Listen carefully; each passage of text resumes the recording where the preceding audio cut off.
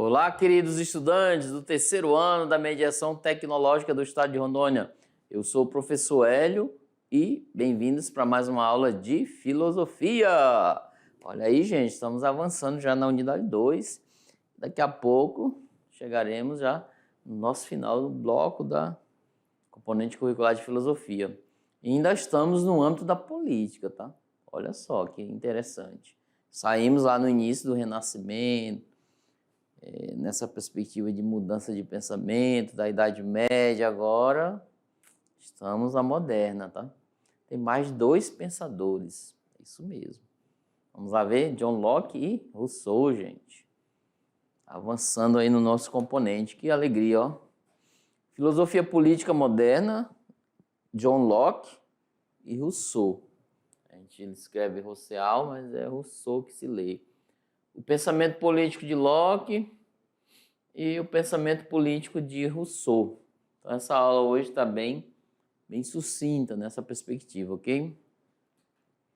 Ó, filosofia política moderna, aí John Locke, esse carinha aqui, uma imagem ilustrativa para vocês conhecerem ele, e Rousseau, tá? Então, esses dois que vamos trazer para vocês aqui.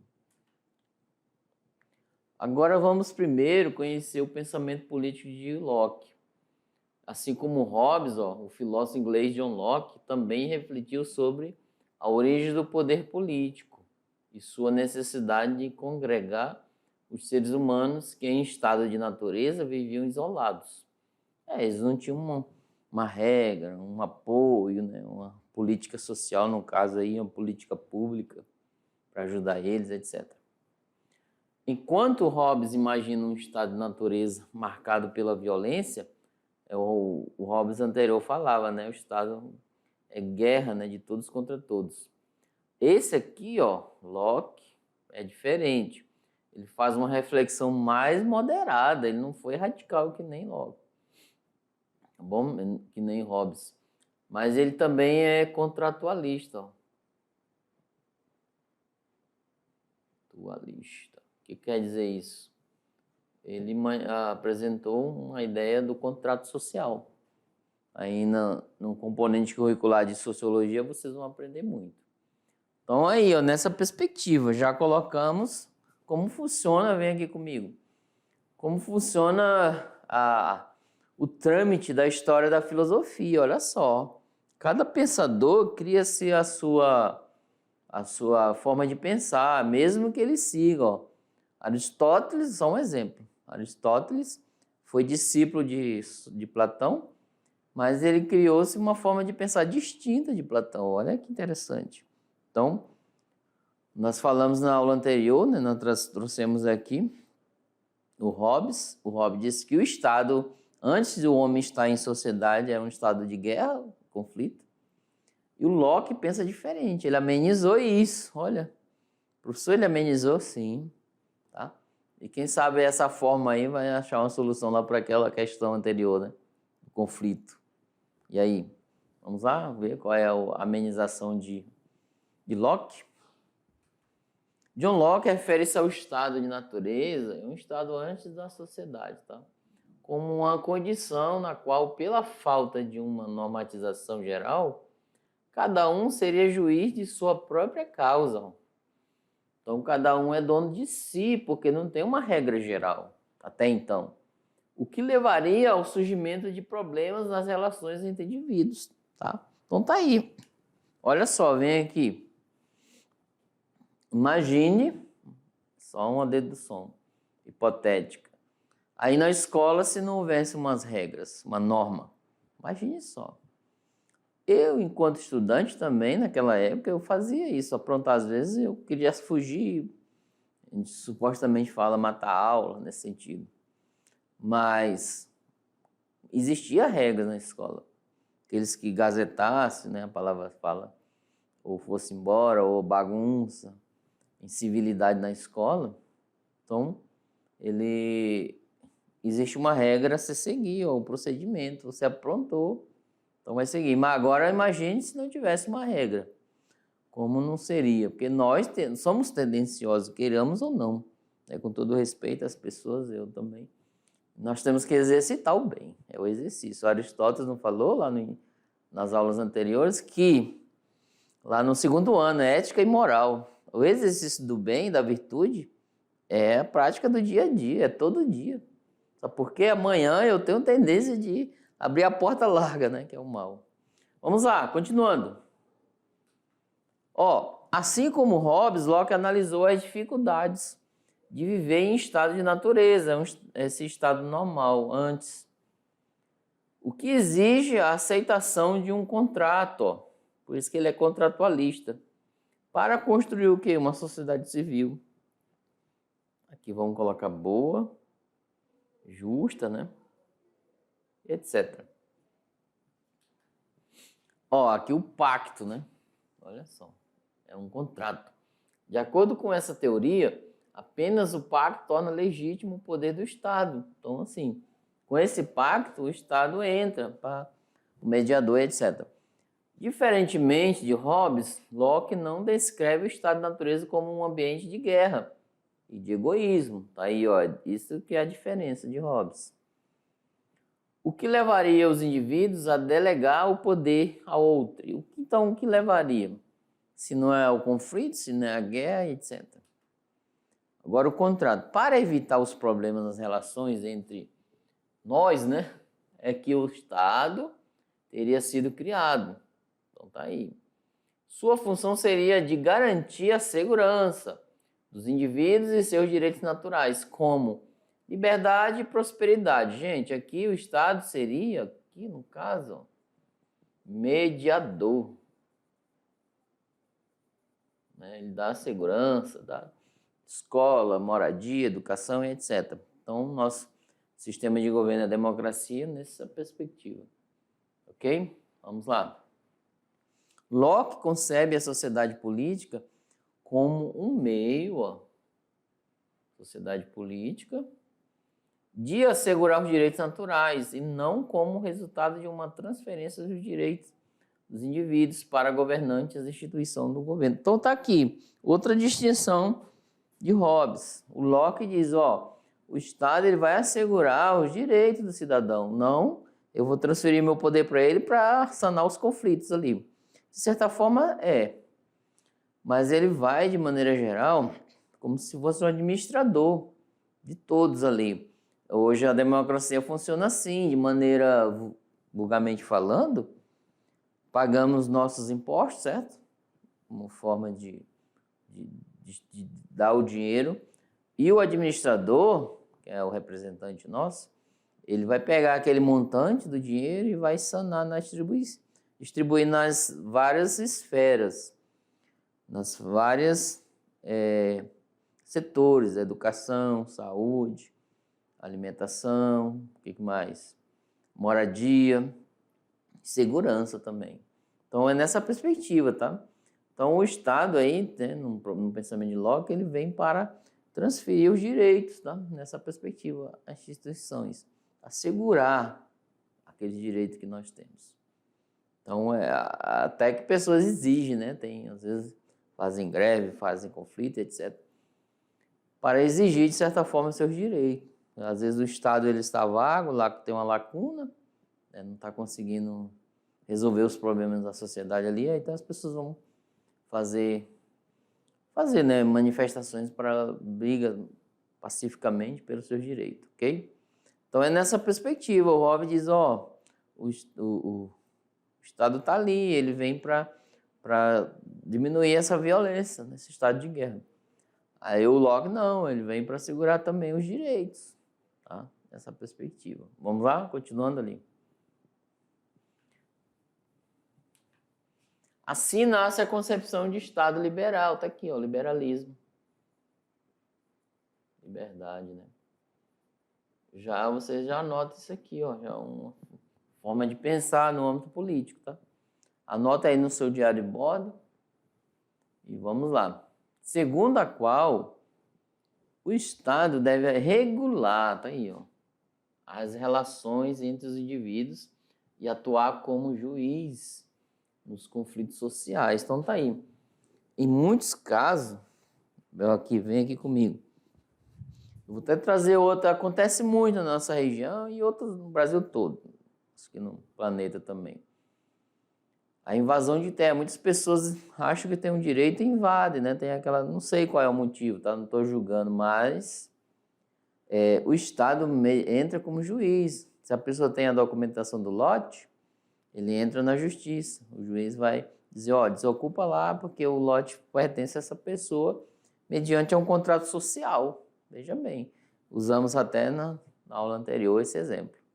Então, diante dessa perspectiva, tá? O Estado ele entra em algumas situações como mediador, um juiz. Você aciona um dos poderes, que é o judiciário, para requerer os seus direitos.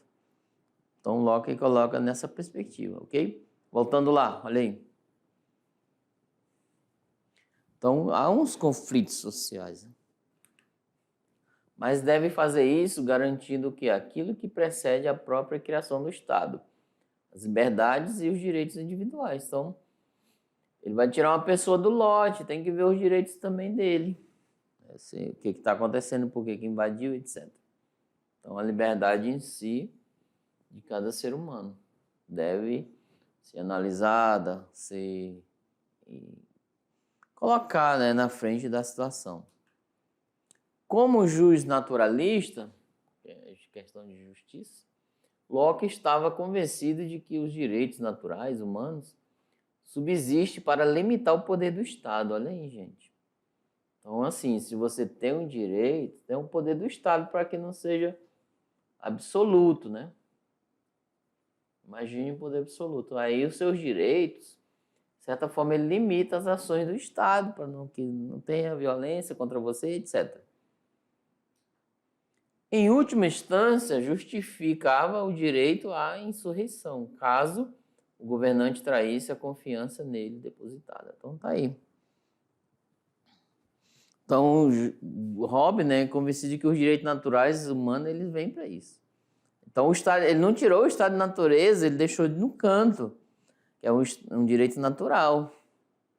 Temos esse direito por natureza. Essa questão de ir e vir, educação e etc. Saúde, moradia. Aí, esses direitos naturais que existem na pessoa, o Estado entrou pelo contrato. Eu não dei o meu... O Locke fala assim, eu não dei o meu poder todo para o Estado. Não, tem meus direitos naturais ainda, preservados. Então, esses direitos naturais, ele, de certa forma, freia um pouco o poder do Estado, no caso, se eles queiram se tornar absoluto, mandar, né, etc. Então, é nessa perspectiva que ele tem essa visão. Isso na visão do professor Hélio, ok? Aqueles que leem Locke também vão entender distintamente ou parecidamente, ok? Voltando lá, olha aí. Instituições políticas. Gente, o caráter liberal da política de Locke revela-se na distinção estabelecida entre público e privado. Então, está aqui. Nós tivemos lá, no contexto geral, né, sobre o espaço público e o privado. Âmbitos que devem ser regidos por leis diferentes. Tá? Então, cada ambiente, cada espaço é movido por uma lei. O poder político não deve, em tese, ser determinado por condições de nascimento, bem como cabe ao Estado garantir e tutelar o livre exercício da propriedade, da palavra e da iniciativa econômica. Então tá aí. Essa frase aí, esse pequeno contexto do poder político, ele, olha, como você dizendo, ó, poder político, deixa liberdade para as pessoas se expressarem, falarem, opinarem, votarem, olha só, se tornarem cidadão na sociedade. Então, eles consideram isso o estado de liberdade, é o liberalismo. Tá? Ter liberdade para fazer aquilo que é necessário fazer para o bem-estar do coletivo. Tá? Nessa perspectiva. Então, o Estado, isso mais uma barreira, né? Nessa perspectiva, para que o Estado não seja absolutista, ou seja, o absoluto. Né? Nessa questão, como alguns mal interpretam a questão de Maquiavel. Então, todo esse pensamento trazendo de lá, essa forma de pensar, de questionar e etc. Vamos lá, olha aí. Locke teve a ideia da divisão dos três poderes. Então tá aqui, gente, ó. Nós fizemos até a influência, né, a criação dos três poderes no nosso país. Né? É o legislativo, o judiciário e o executivo. Por exemplo, o legislativo é o poder que estabelece leis. Um país, né? Cabe a este poder a função de fiscalizar o poder executivo. Então está aqui. Então, em maneira geral, pode-se dizer que o legislativo é o que cria as leis. Legisla, né? E também ele fiscaliza aqui, ó, o executivo. E é composto pelo Congresso Nacional, a Câmara de Deputados, o Senado, parlamentos, assembleias cuja atribuição central é de propor leis destinadas a conduzir a vida do país e de seus cidadãos. Então está aqui é um exemplo de o que é o poder legislativo, tá? Em maneira simples, né, de entender, em geral, cria as leis e fiscaliza o poder que vai executar. E o próximo é o judiciário, que ele atua no campo do cumprimento das leis. Eles criaram as leis, fazer cumprir. Cabe a este poder também a função de fiscalizar o poder executivo. Então tá aí, o poder executivo está cercado pelos outros poderes. Então, ó, o poder judiciário ele tem a função de aplicar a lei, julgar e interpretar os fatos e conflitos, cumprindo desta forma a Constituição do Estado. Vamos dar um exemplo do poder judiciário. É bem fácil, né? Não está muito complicado. Vamos trazer de volta o exemplo lá das terras, esse conflito, invasão, etc. Cabe ao Poder Judiciário fazer valer a lei. O cara tem documento, ele vai fazer valer a lei, tem direito à propriedade privada. Está documentado, então o juiz vai supostamente analisado, reger uma decisão, permanece, ele vai analisar todos os fatos, ou tirar as pessoas daquele local da invasão. E de conflito também, no âmbito do assalto, furto, homicídio, tem leis, tá, que rege dentro de uma sociedade, para que a sociedade volte ao seu curso, assim como o rio, o curso normal. Às vezes quer desviar o rio, então as leis estão ali, ó, você está desviando essas regras, o rio não vai para aí, vai para o outro lado. Então aí traz você de volta. Há uma penalidade para isso. Nessa perspectiva, o judiciário vai fazer valer a lei criada. Um exemplo é a Lei Maria da Penha, né, que protege as questões das mulheres, né, das pessoas que estão nessa perspectiva. Evitasse, né, violência contra a mulher ou feminicídio. Então, o judiciário vai fazer valer essa lei, né, em termos de proteção. O Estatuto da Criança e do Adolescente, o ECA, o Estatuto do Idoso, são leis que o judiciário vai fazer valer. É o direito à propriedade privada, o direito de ir e vir, direito à educação. O direito à educação é dever do Estado e da família, tá? A família também tem participação nisso. Então é nessa perspectiva que o judiciário vai trabalhar, tá? Voltando lá, olha aí.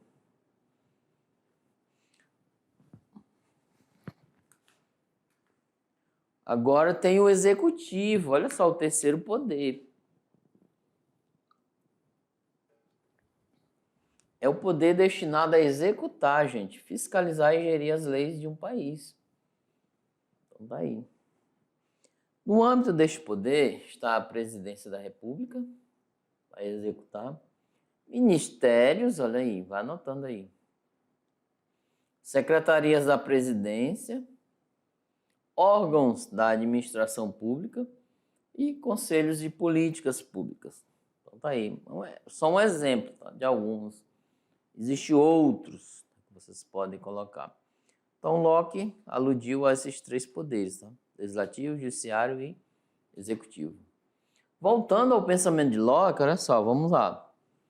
Como representante dos ideais burgueses, ele enfatizou a preservação da propriedade no sentido amplo, como tudo o que pertence a cada indivíduo, ou seja, sua vida, sua liberdade e seus bens.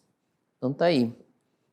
Então, assim, a amplitude dos direitos da propriedade privada não é só a minha moto, a minha bicicleta, o meu carro não, a minha casa não. É a vida também, é propriedade privada minha. Tenho direito a ela.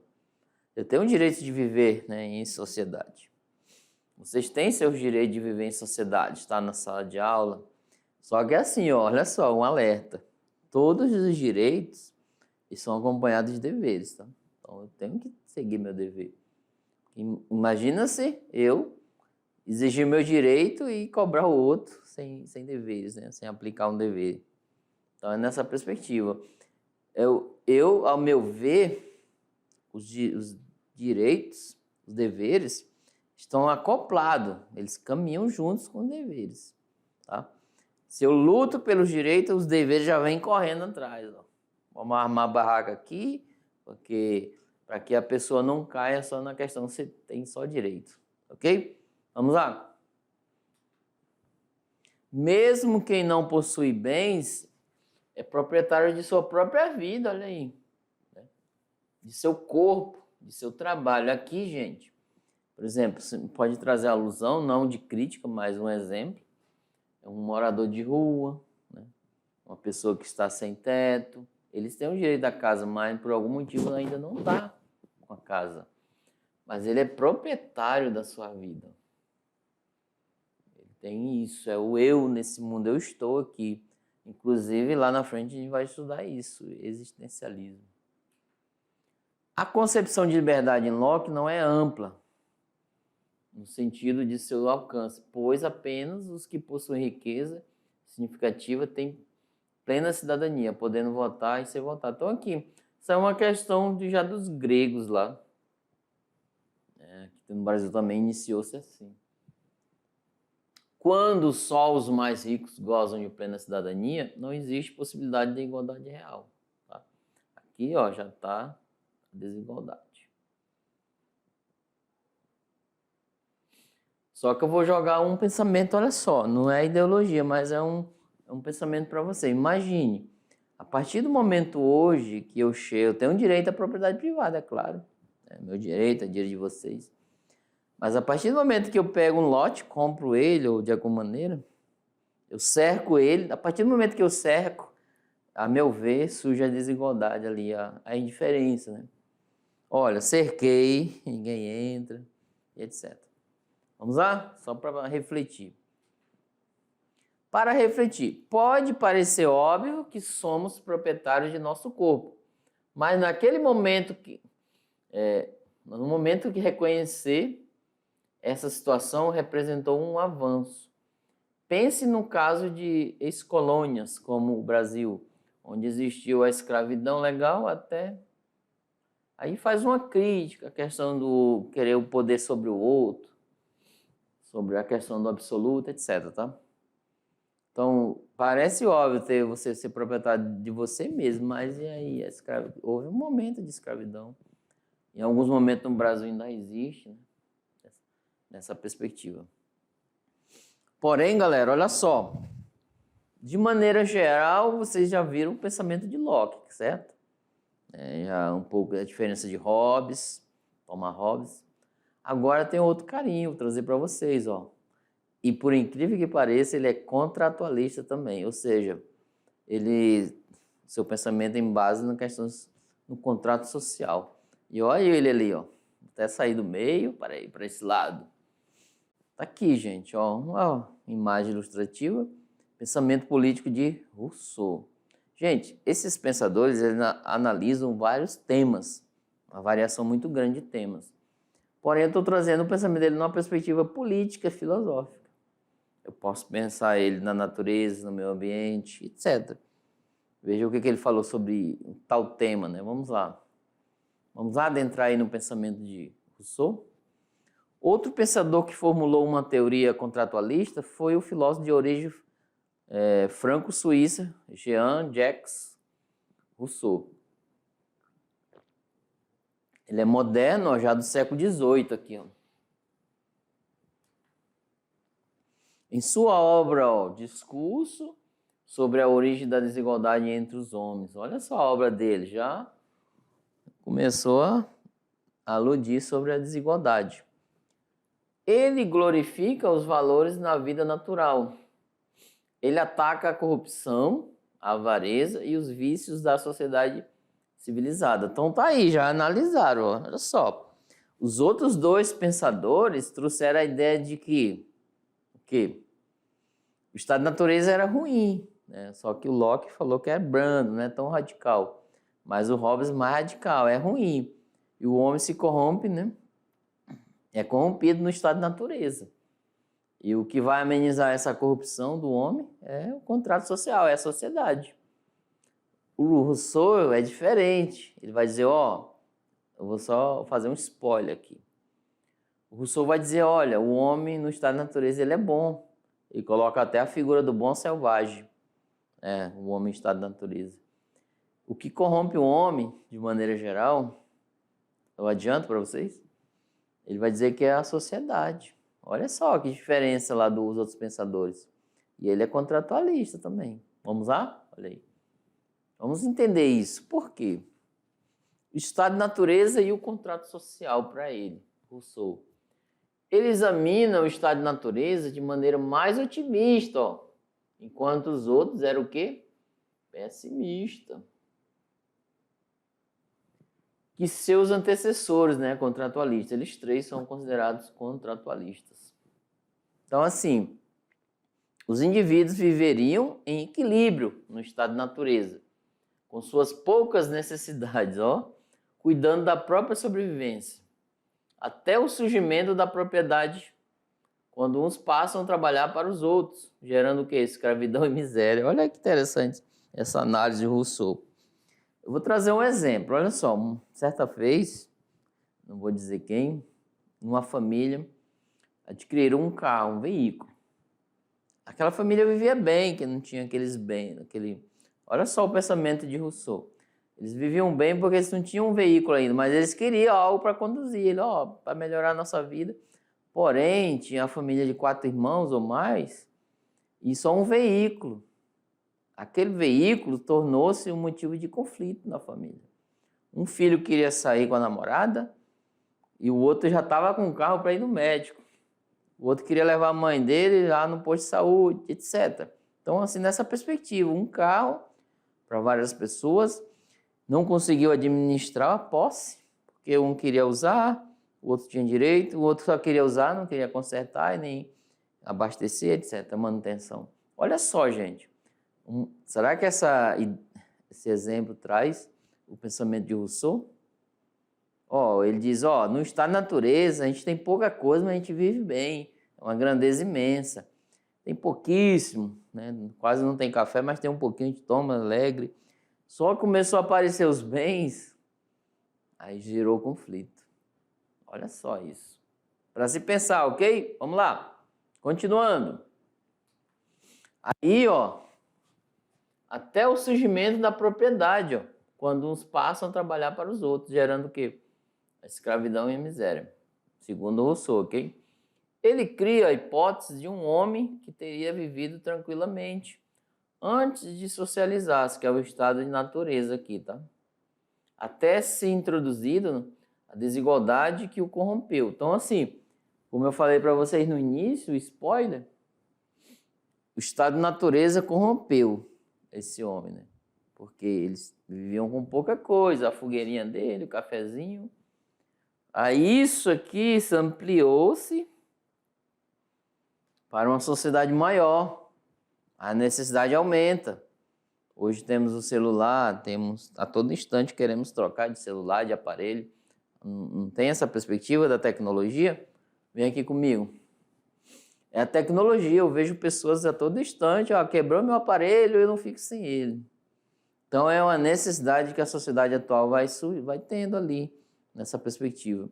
E com a necessidade, a gente temos a tendência, olha só, nós temos, não julgando, mas só colocando o problema para vocês analisarem, de comprar coisas fúteis, até demais. Então, essa perspectiva. E isso gera, segundo Rousseau, de certa forma, um exemplo que eu estou dando, é um meio de conflito. A pessoa se conflitua às vezes até com ela mesma. Nossa, eu não consigo comprar um celular, que coisa, situação da minha vida, etc. Fica chateada com aquilo. não se conforma mais com aquela vida do estado de natureza, né? Vida simples, etc. Há de quem ainda valoriza, ok? Vamos lá, continuando. Ó, esse homem hipotético, tá? É uma suposição, ok? Não é real, mas é só para entendermos. É designado por Rousseau como o bom selvagem, então tá aí. Vida simples, né? Trata-se de um falso pacto que coloca as pessoas sob grilhões. Né? Ele já critica a questão do pacto social, do contrato. Há de se considerar a possibilidade de outro contrato verdadeiro, algum segundo, e legítimo, pelo qual o povo esteja reunido sob uma só vontade. Então tá aí. Os contratos, de certa forma, de Locke e Hobbes, o Rousseau encontrou falhas, porque mesmo com o contrato pode corromper. Imagine alguém falsificar aquela terra que é sua, estou invadindo. Imagine algum dos invasores, não estou julgando ninguém, ok? Só um exemplo. Invasores falsificar o documento também. E aí? Entendeu? Nessa perspectiva. Aí o Rousseau vai dizer, olha, tem um segundo contrato, um maior, um legítimo. Ou seja, que ele vale para todos, não só para um. Não só para um grupo, só para poucos assim. Não, mas vale como maneira geral esse contrato. Então, o Rousseau vai nessa perspectiva, ok? Vamos lá, continuando. Soberano e governo. Então, está aqui. Ele coloca a questão do soberano. De acordo com Rousseau, o contrato social, para ser legítimo, origina-se do consentimento necessariamente unânime, né? Seria o Estado, né? Cada associado se aliena totalmente ao abdicar sem reserva de todos os seus direitos em favor da comunidade. Aqui, gente, ao meu ver, dá alusão à questão do pensamento comum, né? Comum a todos. O indivíduo, de certa forma, ele abdica, ele se deixa de lado, né? De sua liberdade pelo pacto, mas como ele próprio é parte integrante e ativa do todo social, ao obedecer à lei, obedece a si mesmo, e, portanto, é livre. Então, tá aí a forma de pensar de Rousseau. Vamos além para entendermos. A obediência à lei, aqui, ó, que se estatuiu a si mesmo é liberdade. Isso significa que com o contrato o povo não perde a soberania, porque o Estado criado por ele não está separado dele mesmo. Então tá aí, gente. Olha só, Rousseau.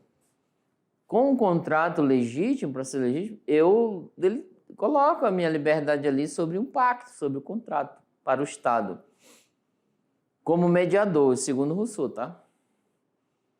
Isso não perde minha liberdade. Rousseau vai dizer isso. Não vai perder a sua liberdade, tá? Há alguns filhos com até os 18, antes de completar os 18, fica aquela ansiedade de sair, de fugir, a questão do casamento, e quer ter autonomia, às vezes menor que 18 nessas questões. Às vezes vai em desacordo com os pais, entra em conflito com os pais. Só que você obedecendo seus pais, você não perde sua liberdade. Porque é por um motivo maior, um bem daquilo que está em sua volta, tá? Porque o Estado está inserido. Seus pais estão inseridos na sua vida, não está fora dela. Aí cria a questão do sentido da vida, que a gente vai falar nas próximas aulas, que é a questão do existencialismo, ok? Tem que ter enquanto pessoa, vocês colocam sentido para isso, nessa perspectiva. Meu pai não deixou sair, uma festa ou outra situação, etc., parecida, mas eu perco minha liberdade, eu não tenho liberdade para nada, não, a liberdade não se fundamenta isso, tá? Vocês vão entender lá. Mas o pai, às vezes, lá está violento, não pode poder ir, etc. Preservando sua liberdade, você não perdeu ela aí, ok? Continuando, olha lá. Essa teoria é inovadora por distinguir os conceitos de soberano, né, e governo, atribuindo ao povo a soberania inalienável.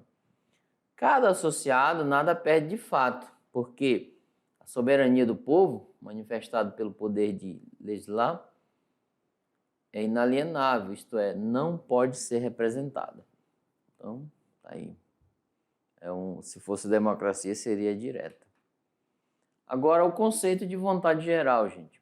Rousseau, ele preconiza a soberania popular, isto é, a participação de todos os cidadãos nas deliberações legislativas que dizem respeito à sociedade. Ó, legislativo é legislar, criar, tá? Ele distingue dois tipos de participação nessa perspectiva. Como soberano, o povo é ativo e considerado cidadão. Ó. Ao exercer igualmente a soberania passiva, assume a qualidade de súdito. Tá? Então, ele distingue dois tipos de participação na comunidade. Como soberano e como súdito. É uma igualdade passiva, etc.